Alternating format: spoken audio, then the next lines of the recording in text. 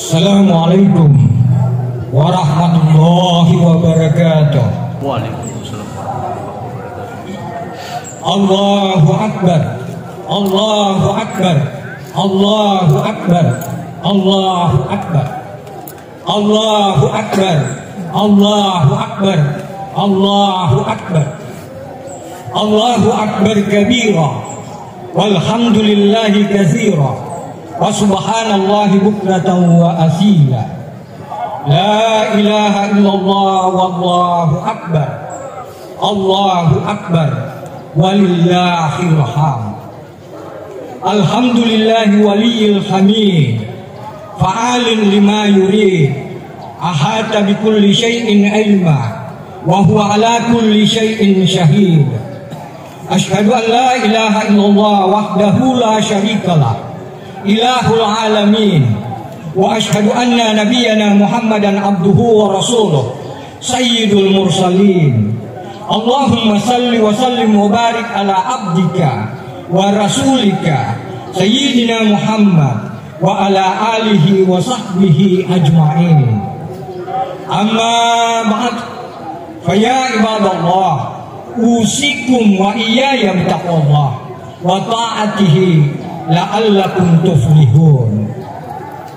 Yang terhormat Bapak Bupati Kepala Daerah Kabupaten Bone, yang terhormat Forum Koordinasi Pimpinan Daerah Kabupaten Bone, yang terhormat anggota DPRD Provinsi Sulawesi Selatan Andi Isman Pajalangi beserta anggota DPRD yang sempat mudik pada tahun ini.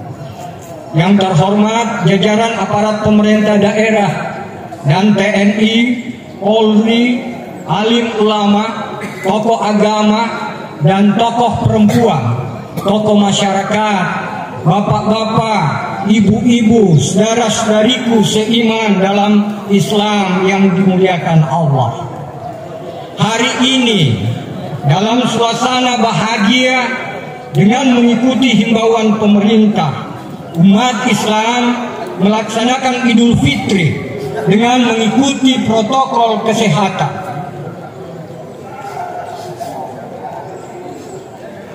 Marilah kita memulai hari ini dengan mengucapkan syukur kepada Allah. Marilah kita ucapkan terima kasih kita kepadanya yang Maha Pengasih, Maha Sayang, yang setiap hari anugerah dan nikmatnya turun kepada kita, meskipun pada hari yang sama maksiat dan kejahatan kita diantarkan malaikat kepadanya. Setiap saat perlindungan dan pemeliharaannya mengayomi kita, walaupun pada saat yang sama kita menentang dengan beragam kejelekan kita. Hari ini dengan kasih sayang Allah juga kita diantarkan untuk merayakan Idul Fitri, hari Lebaran. Dia gerakkan lidah-lidah kita untuk membesarkan namanya. Dia karuniakan rezeki untuk membayar kewajiban zakat kita.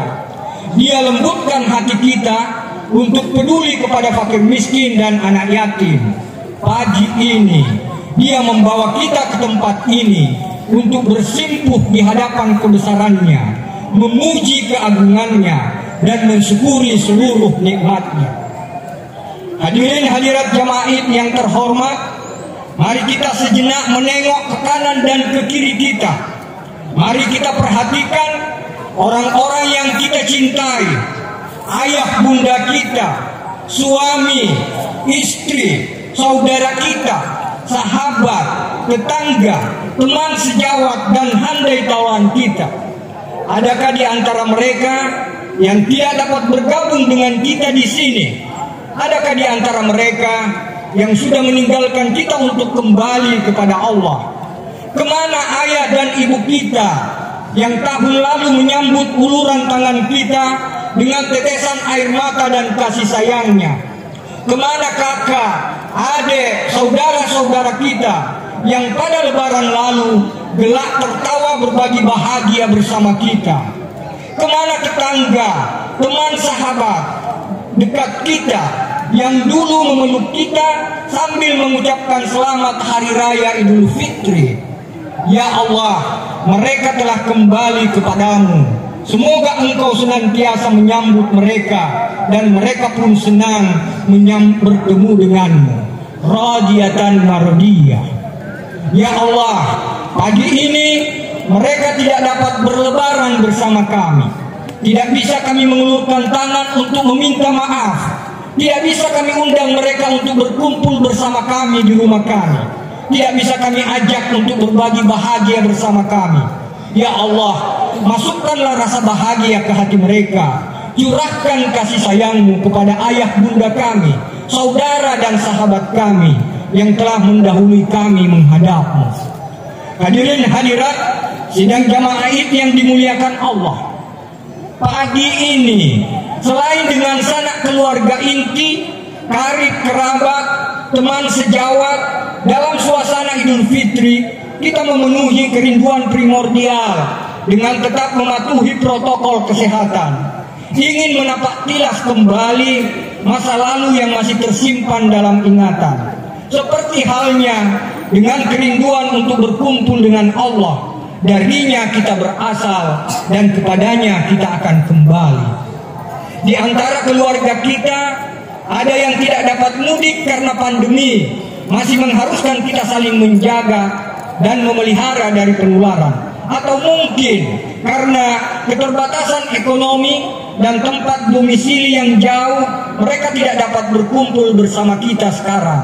Boleh jadi tahun berikut dapat terpenuhi semuanya. Namun untuk kembali kepada Allah dalam kondisi apapun, rela atau terpaksa, adalah sebuah kepastian yang akan kita lalui. Kita sudah bekerja sepanjang tahun, mengumpulkan bekal untuk memenuhi kebutuhan yang hanya berlangsung dalam beberapa waktu yang sangat terbatas. Sudahkah kita mempersiapkan bekal untuk pulang yang lamanya tidak terhingga? Kita sudah bekerja puluhan tahun dan menghabiskan masa muda untuk mempersiapkan masa tua kita yang hanya beberapa tahun saja. Sudahkah kita persiapkan bekal untuk perjalanan yang sangat panjang setelah kematian kita? Allah senantiasa mengingatkan kita, ilayya marji'ukum fa'unabbi'ukum bima kuntum ta'malun. Kepadaku semua kamu akan kembali dan akan kukabarkan kepadamu tentang apa-apa yang telah kamu kerjakan. Rasulullah SAW berpesan bahwa ada 3 kesalahan yang langsung diperlihatkan balasannya di bumi. Allah tidak menunggu akhirat untuk membalasnya, yakni durhaka kepada kedua orang tua, berbuat salim kepada sesama, dan tidak berterima kasih pada kebaikan orang lain.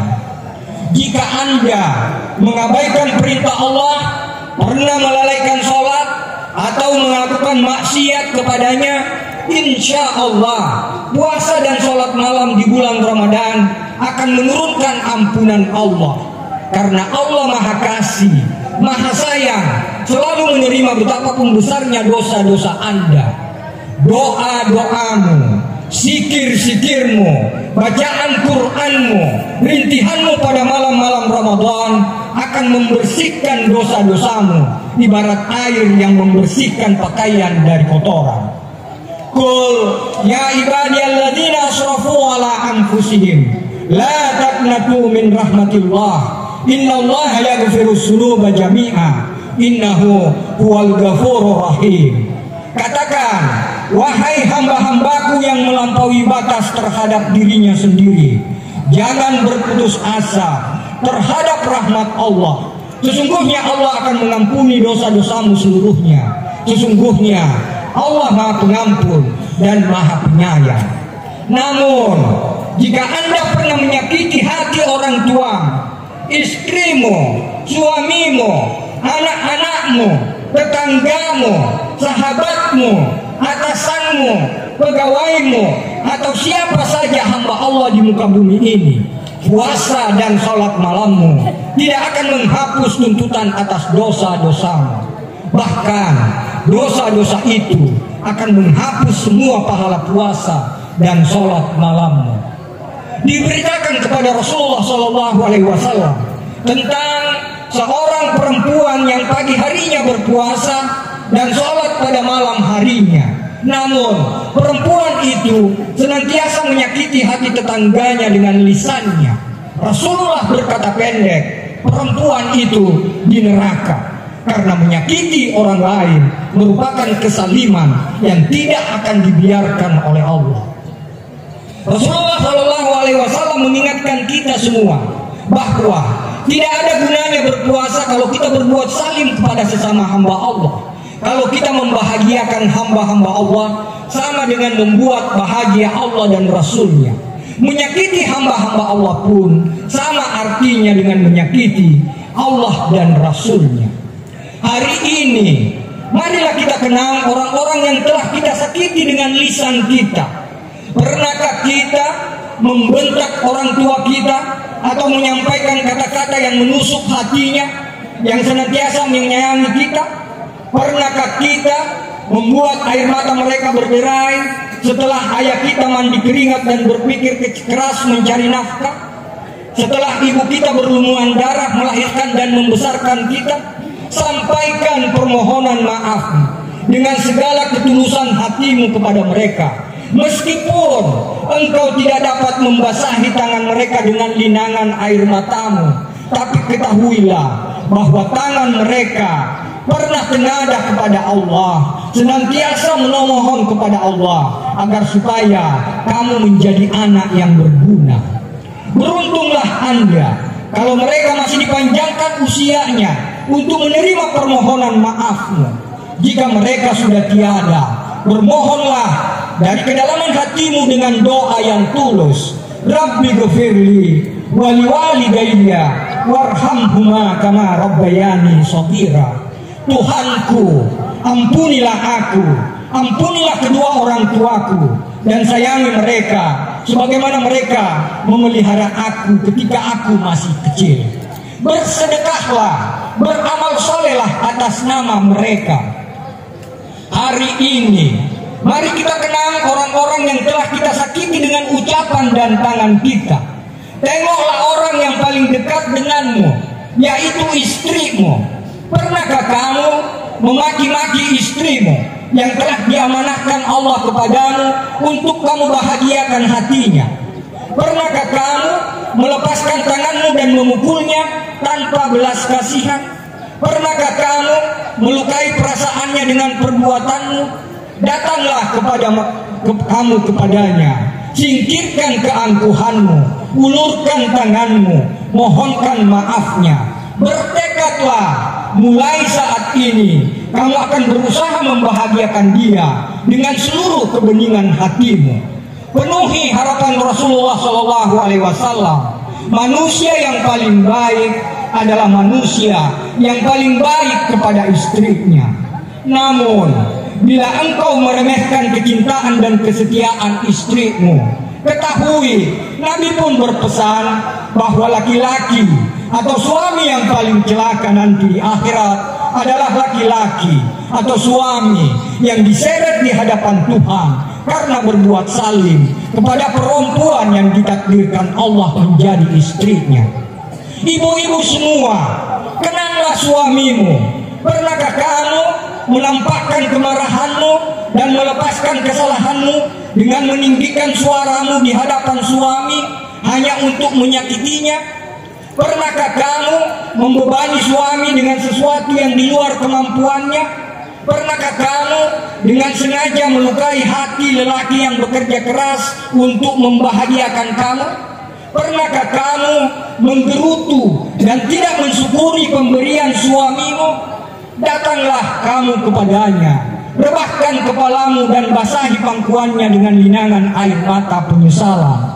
Dari lubuk yang terdalam berjanjilah bahwa saat ini engkau akan mempersembahkan hidupmu untuk kebahagiaannya dan kebahagiaanmu. Penuhi harapan Rasulullah.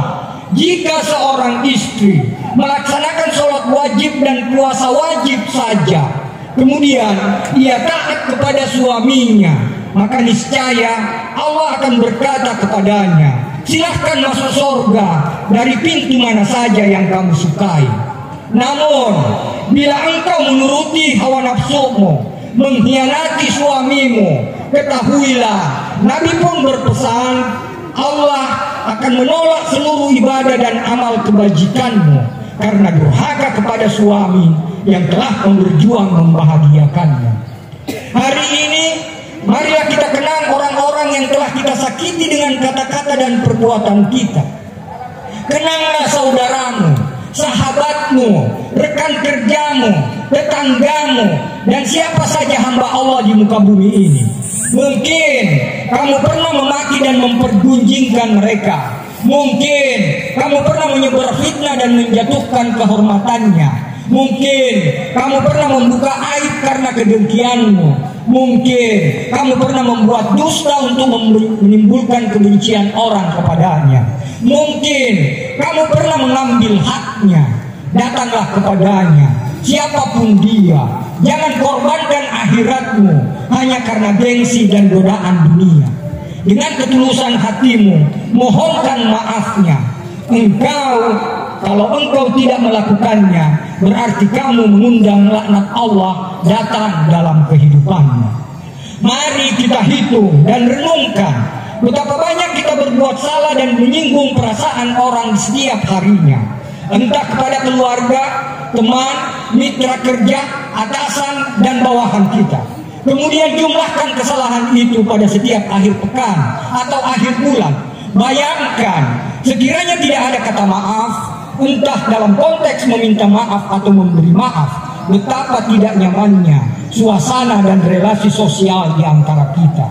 Sesungguhnya, tiada hari yang kita lalui tanpa berbuat salah, sengaja atau tidak sengaja, dan menyinggung perasaan orang lain yang ada di sekeliling kita. Semakin tinggi posisi seseorang dalam karier, semakin banyak sahabat, semakin banyak teman, dan semakin berpotensi untuk melakukan kesalahan. Karena itu, datanglah dengan ketulusan hatimu, minta maaf dan maafkan siapapun yang pernah melakukan kesalahan kepadamu. Di sisi lain, orang yang enggan memberi maaf, jiwanya kurang sehat, karena lama-kelamaan rasa kesal, kecewa, dan benci kepada seseorang akan terasa semakin berat dan akan menjadi beban pikiran dan perasaan. Orang yang memaafkan secara tulus sesungguhnya akan menyehatkan dirinya sendiri, karena dengan memaafkan dia mampu menerima kenyataan, kemudian berusaha melupakan dan membuka lembaran baru yang putih dan segar. Betapa banyak di antara kita begitu mudah melupakan kesalahan kita kepada orang lain, tapi begitu susahnya kita melupakan kesalahan orang lain kepada kita.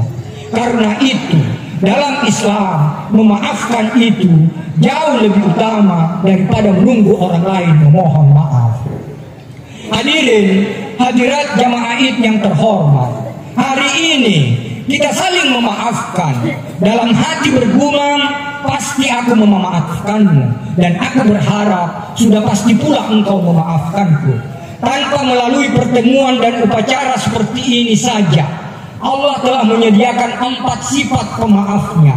At-Tawwab, maha menerima taubat. Al-Afu, maha memaafkan. Al-Ghafur dan Al-Ghaffar, maha mengampuni. Bagaimana mungkin manusia memiliki kepantasan untuk tidak memaafkan sesamanya? Karena itu, memaafkan adalah kontrak hidup dan pesan abadi Idul Fitri. Setelah kita semua menahan diri, menjaga kefitrian dari segala sesuatu yang dapat menjatuhkan nilai-nilai kemanusiaan kita di hadapan Allah.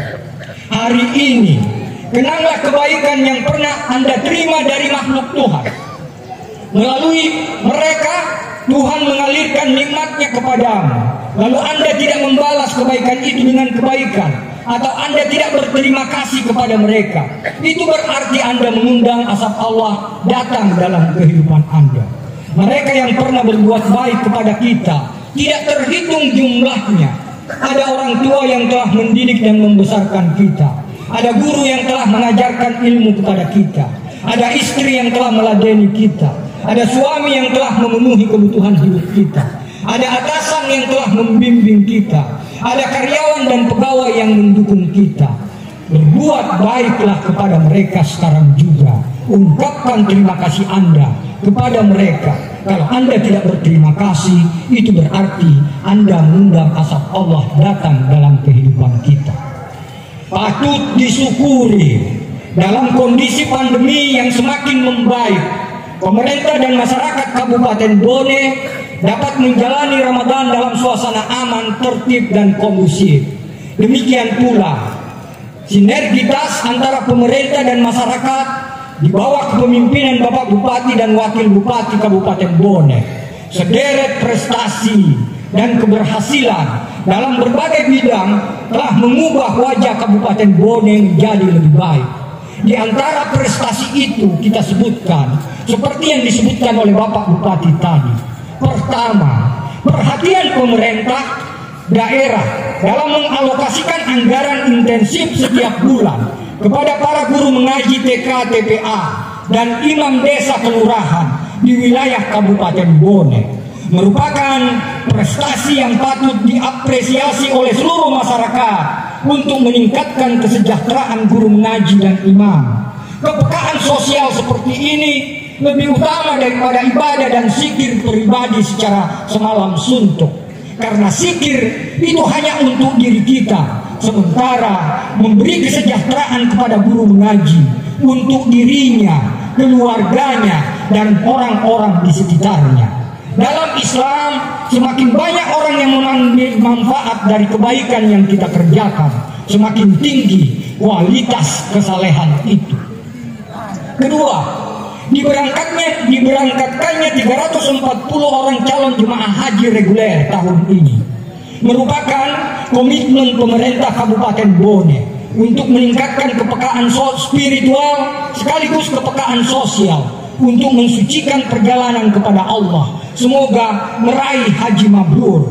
Dalam berbagai kesempatan Rasulullah berpesan bahwa keimanan seseorang itu tidak diukur dari ketaatan ibadah ritual semata, tapi keimanan itu diukur dari seberapa besar kita memberi manfaat terhadap masyarakat, terhadap sesama orang lain.